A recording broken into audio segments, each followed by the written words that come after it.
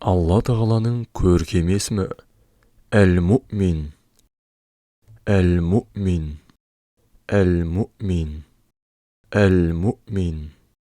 Толық мағынасы аса сенімді, қорғаушы, қауіпсіздік сыйлаушы, өзінің сүйікті құлдарын қауіп-қатерден сақтайды. Зікір етудің пайдасы: сенімде болу, сенімді адам болу, жаман ауруларға шалдықпау. Әл-Муъмин, Әл-Муъмин, Әл-Муъмин, Әл-Муъмин, Әл-Муъмин, Әл-Муъмин, Әл-Муъмин. Аса сенімді.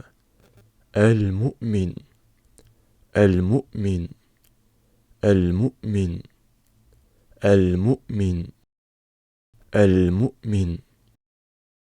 Алла Тағаланың бұл көркем есімін дұғаңызға жиі қосып жүріңіз.